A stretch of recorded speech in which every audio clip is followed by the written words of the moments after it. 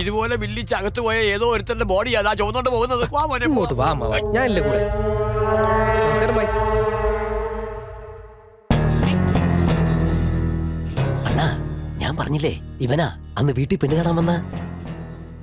ചെറുക്കനാള് കൊള്ളാലോ, പിന്നെന്താ വേണ്ടെന്ന് വെച്ചത്? ആ ഇവനല്ലണ്ണ, പുറകിലൊരുത്ത് നിൽക്കുന്നില്ലേ ആ കൊള്ളൻ, അവനാ.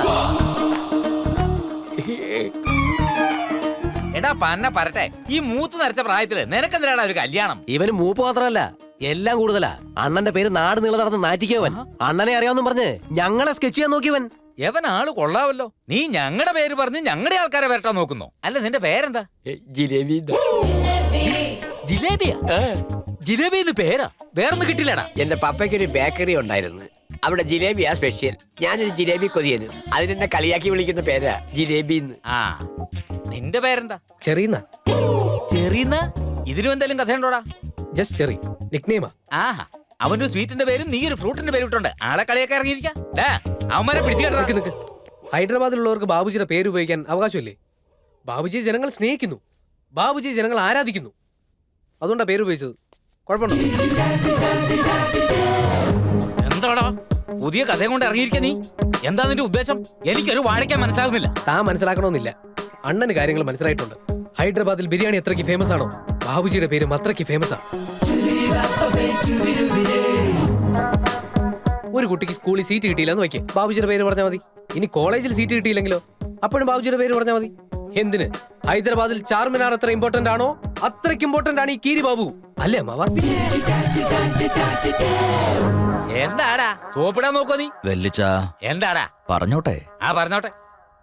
നീ പറഞ്ഞോടാ. ഈ വിവരം കേട്ടവന്മാർക്ക് അറിയില്ല പുറത്തുള്ള നിങ്ങളുടെ വില.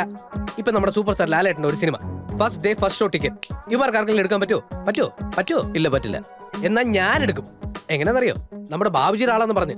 ഇവിടെ ബാബുജിയുടെ പേര് പറഞ്ഞാൽ പോലീസ് ലൈസൻസ് ചോദിക്കില്ല, ട്രാഫിക് പെറ്റി അടിക്കില്ല, പമ്പിൽ പൈസയും വേണ്ട. അങ്ങനെ ഒരു പവർഫുൾ മാന്റെ പേര് ഉപയോഗിച്ചതിൽ എന്താ മിസ്റ്റർ തെറ്റ്? അതിലൊരു തെറ്റുമില്ലടാ. ലോകം മുഴുവൻ നടന്ന് ഞങ്ങളുടെ പേര് നാറ്റിച്ചോളാമെന്ന് വല്ല നേർച്ച ഉണ്ടോ നിനക്ക്? വെല്ലിച്ച, ഓ ഞാൻ ഒന്നും മിണ്ടുന്നില്ലേ. ഇവരെ പോലുള്ളവരോടൊക്കെ സംസാരിച്ചാലല്ലേ ഫീൽഡില് നമ്മുടെ വില അറിയാൻ പറ്റൂ. ആ അവിടെ കൊടുകൈ. Sir, if you don't mind, ഞാൻ ഒരു ഫോട്ടോ എടുത്തോട്ടെ? ആ അമ്മ ഒന്നെടുത്തേ. ഇനി അതിന്റെ ഒരു കുറവും കൂടി ഉള്ളായിരുന്നു. കെട്ടിപ്പിടിച്ചിരുന്ന ഫോട്ടോ മാരിടോ, ആ കൈയൊന്നും ഇങ്ങോട്ട്.